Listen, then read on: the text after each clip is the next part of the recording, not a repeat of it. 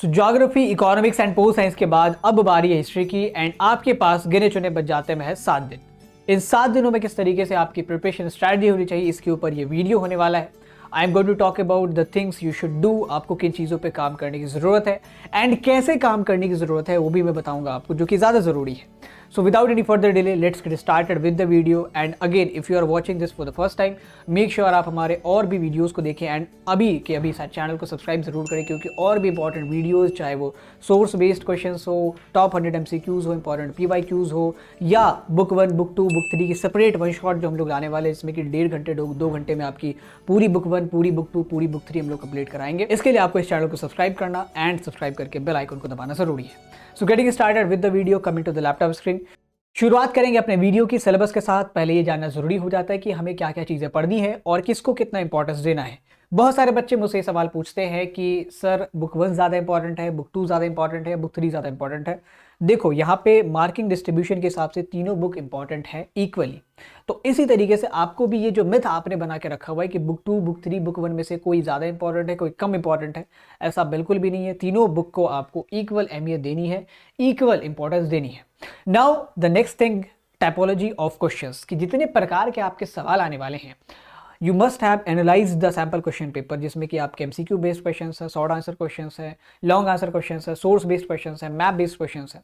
तो हर एक प्रकार के सवाल के लिए आपकी अलग अलग स्ट्रैटेजी होती है और फिर उस हिसाब से आपको डिसाइड करना होता है कि आपको किस टाइम पे क्या चीज़ें पढ़नी है। फॉर एग्जाम्पल, आपने अगर सैम्पल पेपर एनालाइज किया होगा तो आपके पेपर की शुरुआत होती है MCQ से, जो कि 21 नंबर का आने वाला है। एक MCQ 1 नंबर का होगा और 21 MCQs होंगे। MCQ को सॉल्व करने के लिए आपको NCERT पढ़ने की ज़रूरत है। अगर आप NCERT नहीं पढ़ सकते, जो लोग आपको ये कहते हैं कि NCERT पढ़ने की ज़रूरत नहीं है, MCQ में आपको ज़रूरत पड़ेगी, क्योंकि वो कहीं से भी किसी कोने से उठा के MCQ निकाल देंगे। तो अगर आप NCERT पढ़ सकते हैं, अगर आपने पहले कभी NCERT पढ़ा हुआ है तो आप उसे रिवाइज कर लें। एंड अगर आपने NCERT अभी तक नहीं पढ़ा हुआ है, आप अपनी प्रिपरेशन अभी शुरू ही कर रहा हो, देन इट इज़ रिकमेंडेड कि आप NCERT ना पढ़ के हमारे नोट्स पढ़ लो, क्योंकि अभी आपको किताब की चीज़ें समझ में नहीं आएंगी। थोड़ी सी लैंग्वेज में कॉम्प्लेक्सिटी है। हमारे नोट्स जो है वो NCERT के कंटेंट से बने हैं। कुछ चीज़ें हमने एडिशनल भी ऐड की है, तो आपको यहाँ पे चीज़ें कम नहीं मिलेंगी बल्कि ज़्यादा ही मिलेंगी। So our notes will be more than enough. वो बच्चे जिन्होंने NCERT पढ़ा है वो भी हमारे नोट से चीज़ों को रिवाइज कर सकते हैं। इसके अलावा आप हमारे MCQ सेशंस को भी देख सकते हैं, जिसके प्लेलिस्ट की लिंक मैं डिस्क्रिप्शन बॉक्स में डाल दूंगा। हमने हर एक चैप्टर के ऊपर एक MCQ सेशन लिया हुआ है। इसके अलावा टॉप 100 MCQ की मैं एक सेपरेट वीडियो लाऊंगा, जिसमें जितने भी इंपॉर्टेंट क्वेश्चन हैं, इंपॉर्टेंट टाइपोलॉजीज के, उनको मैं इंक्लूड करने वाला हूँ। इसके बाद जो दूसरी कैटेगरी है सवालों की, these are short answer question. ये आपके 3 मार्कर्स होते हैं एंड इनकी तादाद होती है 6। ये जो सवाल है ये कंपैरेटिवली बहुत इजी होते हैं, क्योंकि अगर आपने सिर्फ वन शॉट भी हमारे देखे हैं या किसी और चैनल के भी देखे, आई वुड रिकमेंड कि आप हमारे देख लो, क्योंकि एक्सप्लेनेशन बहुत डीप होता है। On the YouTube, on the internet, it is the deepest explanation available. तो अगर आपने हमारे वन शॉट देखे हैं, अगर आपने NCERT नहीं भी पढ़ी है, तो भी आपका काम चल जाएगा। You will get to know about the chapter and आप फिर इसमें से चीज़ों को लिख सकते हो। तो शॉर्ट आंसर क्वेश्चंस के लिए you need to watch the one shot. अगर आपने NCERT पढ़ी है तो बहुत बढ़िया है, अगर नहीं पढ़ी है तो वन शॉट से भी काम चल जाएगा। इसके बाद जो तीसरी कैटेगरी है, that is of long answer questions. इसमें भी आपका काम वन शॉट से चल जाएगा, क्योंकि चैप्टर के कॉन्टेंट को ही लिखना है। बट इसमें आपकी एक डिफरेंट स्किल से टेस्ट की जाती है, दैट इज आंसर राइटिंग। क्योंकि इसमें 8 मार्कर जो सवाल होते हैं वो 3 मार्कर से ज़्यादा डिफरेंट नहीं होते। कई बार 2 3 मार्कर को मिला के 8 मार्कर बनाया जाता है। कई बार कुछ ऐसे सवाल होते हैं जिनको आप 3 4 मार्कर में भी डाल सकते हो और उनको आप 6 8 मार्कर में भी डाल सकते हो। वहां पे जो आपकी आंसर राइटिंग टेक्निक है वो बहुत ज़्यादा महत्वपूर्ण हो जाती है। इस आंसर राइटिंग टेक्निक के ऊपर मैं 2-3 वीडियोज़ की एक सीरीज लाऊंगा, जिसमें आपको बता दूंगा कि आप अपने आंसर को एक अच्छा स्वरूप कैसे दे सकते हो, ताकि आपने जो कंटेंट लिखा है इसके आपको पूरे के पूरे नंबर मिल सके। तो लॉन्ग आंसर क्वेश्चंस को ओवरकम करने के लिए आपको या तो वन शॉट देखना है, NCERT पढ़ सकते हो तो और बढ़िया है। अगर आप NCERT नहीं पढ़ सकते हो तो वन शॉट देख के भी काम चल जाएगा, that will be more than enough. But आपको आंसर राइटिंग टेक्निक जो है इसमें इस्तेमाल करनी है, क्योंकि 8 मार्कर जो है उसमें आपको पूरे के पूरे नंबर आपकी आर्ट ऑफ आंसर राइटिंग पे मिलते हैं। इसके बाद जो नेक्स्ट कैटेगरी है, that is source based MCQs। ये आपके 12 नंबर के आते हैं। इसमें 3 सवाल होते हैं 4-4 नंबर के। सवाल ज़्यादा डिफिकल्ट नहीं होते। बच्चों ने एक हवा बना लिया कि सोर्स बेस्ड MCQs सॉल्व कैसे करेंगे। MCQs नहीं होते, क्वेश्चंस होते हैं। तो सोर्स बेस्ड क्वेश्चन सॉल्व कैसे करेंगे, इसके लिए भी आपको NCERT पढ़ने की ज़रूरत है। बट अगर आपने NCERT नहीं पढ़ी है अभी तक, तो मैं आपको रिकमेंड करूंगा कि आप सोर्स को NCERT से पढ़ो भी मत, क्योंकि मैं एक वीडियो सोर्स के ऊपर डालने वाला हूँ। कल वो वीडियो अपलोड हो जाएगी, या मोस्ट प्रोबेबली आज शाम तक। और अगर अपलोड हो चुकी होगी तो डिस्क्रिप्शन बॉक्स में मैं लिंक प्रोवाइड करा दूंगा। उस वीडियो में मैंने जितने भी सोर्स है इंपॉर्टेंट उनको एक्सप्लेन किया है। विद द एक्सप्लेनेशन मैंने उनसे रिलेटेड जितने प्रोबेबल क्वेश्चंस बन सकते हैं उनको भी बता दिया है।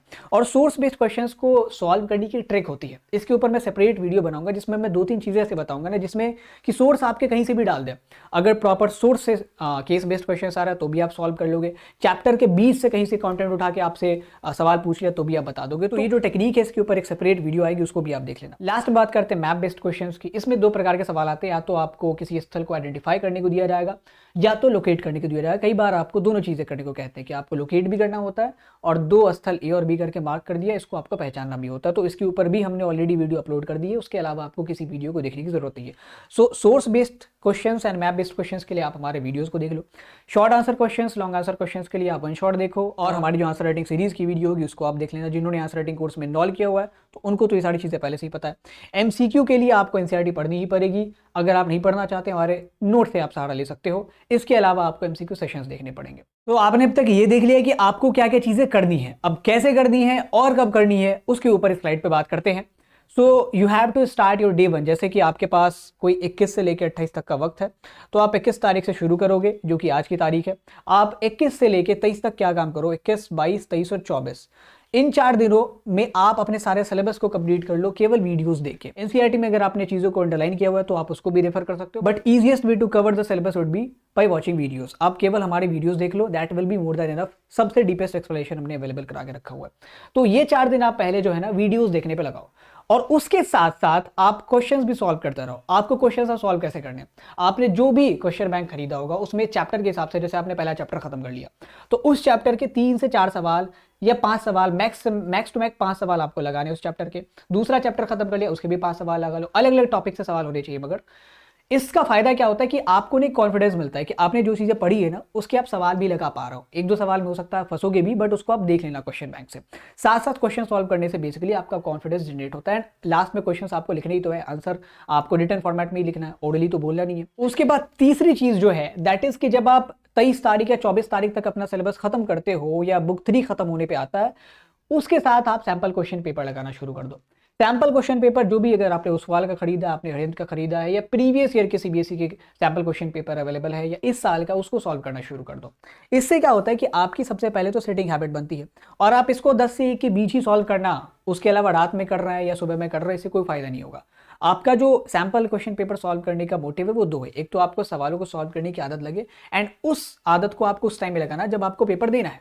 सो 10 से 1 के बीच आपको सैंपल क्वेश्चन पेपर सॉल्व करना है हर एक ऑल्टरनेट डे पे। अगर हमने 24 से शुरू किया तो 24 को करेंगे, 26 को करेंगे, 28 को करेंगे। 3 सैंपल क्वेश्चन पेपर अगर आपने इस वीक लगा लिए, that will be more than enough. आप जिस दिन पेपर लगाओ उसके शाम में उसको एनालाइज कर लो एक बार कि क्या क्या गलतियां हुई है, किस में हम लोग इंप्रूव कर सकते थे। उसके बाद चौथी चीज जो है, लास्ट के 3 दिनों में आपको जो सोर्सेज की वीडियो है, जो मैप की वीडियो है, जो डेट की वीडियो है, इंपॉर्टेंट टर्म्स की वीडियो, उनको देखना है। सोर्सेज की वीडियो हालांकि मैं अभी डाल दूंगा, आप चाहो तो देख सकते हो। आपका सिलेबस अगर खत्म नहीं हो तो first you should focus on completing the syllabus. Last के 3 दिन में आप इन चीजों पर काम कर लेना। उसके बाद लास्ट के 2 दिन में जो आंसर राइटिंग सीरीज के ऊपर मैंने 2-3 वीडियोस का वायदा किया है उसको मैं अपलोड करूंगा। एंड आंसर राइटिंग की टेक्निक जब आपने सीख ली है, आपने देखो आपने कंटेंट समझ लिया सारा, पहले 1 से 4 दिन आपने कंटेंट देख लिया, आपने क्वेश्चन सॉल्व करके आपने कॉन्फिडेंस भी गेन कर लिया, सैंपल क्वेश्चन पेपर सॉल्व करने की आपकी आदत भी होगी, मतलब आपको 3 घंटे के अंदर पेपर कैसे खत्म करना ही पता चल गया। ठीक है, क्या आपकी स्ट्रैटेजी होनी चाहिए पेपर को सॉल्व करने के लिए, इसके ऊपर मैं तो एक अलग वीडियो बनाऊंगा ही। बेसिकली मैं चाहता हूँ कि आपकी ना आदत लग जाए एग्जाम लिखने की।